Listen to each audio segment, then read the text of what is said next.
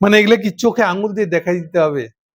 খসরু সাহেবের বক্তৃতার সাথে মিল আছে। দেখেন কেন বলেছি এই গভর্নমেন্টটা ১.৫ মাস চলতে পারবে কিনা সন্দেহ আছে আমার। অর্থের সংকটে পড়বে, গ্যাস বিদ্যুতের সংকটে পড়বে, নতুন কিছুই করতে পারবে না। এই সংকটটার নাম হলো, হেডলাইন হলো দেখেন, ব্যাংকে অতিরিক্ত তারল্য, ট্রেজারি বিলের সুদ হার ৯% নিচে। অনেক টেকনিক্যাল টার্ম আছে, মনে করতে পারে আপনারা দয়া করে দর্শকরা ভেগে যায় না যে টেকনিক্যাল টার্ম এগুলো বুঝি না। না, এগুলো এত কঠিন কিছু টেকনিক্যাল টার্ম না, এগুলো বুঝেন। অন্তত যত না বুঝে দূরের সরে রাখবেন, ততই আপনারা বিক্রি হবেন, আপনাদের নামে সরকার চলতে থাকবে। ব্যাংকের তারল্য মানে কি? তারল্য মানে ক্যাশ টাকা।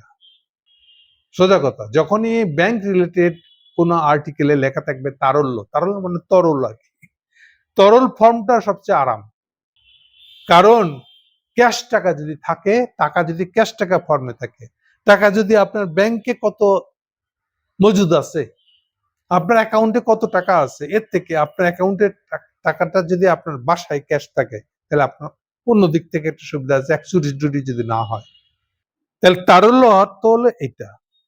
আবার তারল্য আর এক অর্থে খারাপ, এখানে যে অর্থে ইউজ করছে, ব্যাংকে অতিরিক্ত তারল্য। কেন অতিরিক্ত তারল্যটা খারাপ? ব্যাংকে অতিরিক্ত তারল্য কথা মানে হলো, ব্যাংক তো যেটা সংগ্রহ করেছে আমানত, মানে আপনার আমার মতন গরিব মানুষের যে টাকাটা ব্যাংকে জমা রাখছে, এটাকে বলে আমানত।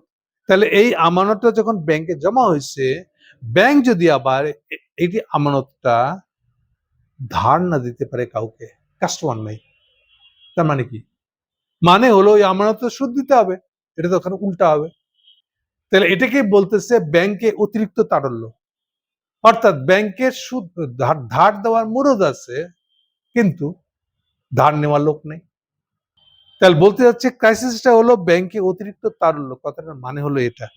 পরের বাক্যটা দেখেন, ট্রেজারি বিলের সুদ হার ৯%-এর নিচে। ট্রেজারি বিল মানে, ট্রেজারি বিল মানে হলো যে সরকার, নিজের সরকার চালাতে গেলে তো লাগবে, টাকা লাগবে।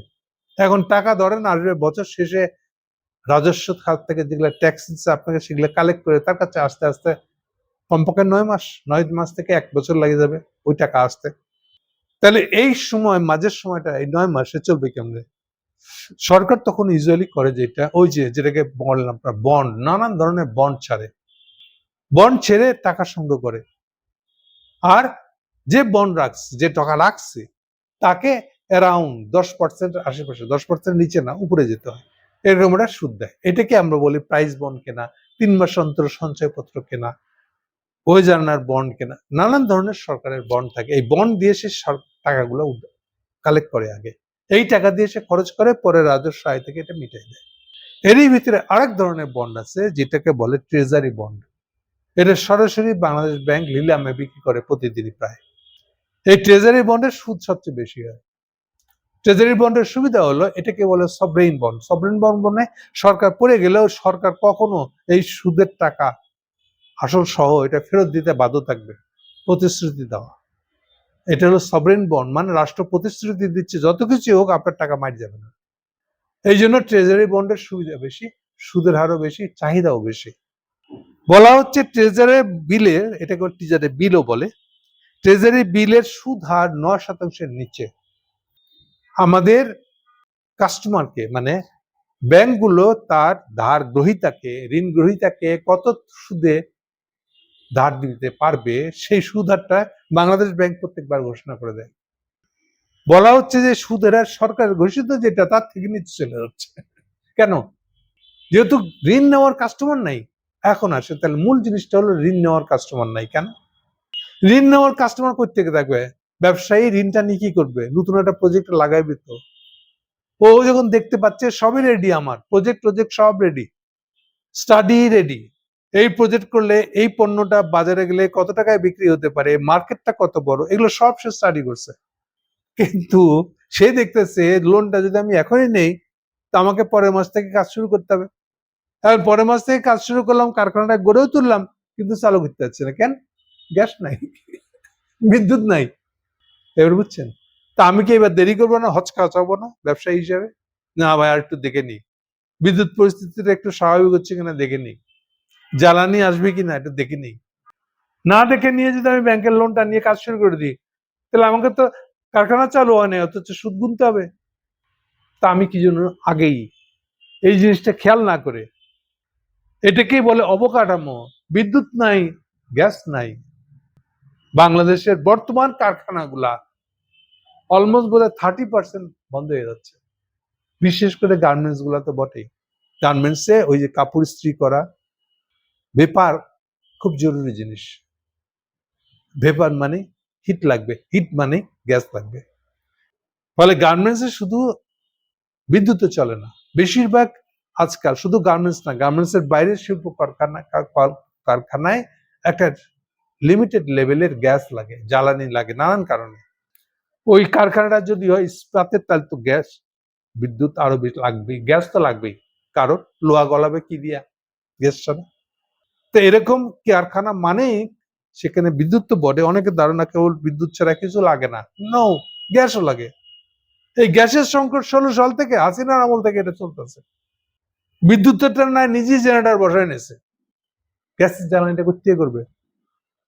তাহলে এইটার ইম্প্যাক্ট হচ্ছে, চিহ্নটা হচ্ছে যে লোন দেওয়ার সক্ষমতা আছে ব্যাংকগুলার, কিন্তু লোন গ্রহীতার কমে গেছে।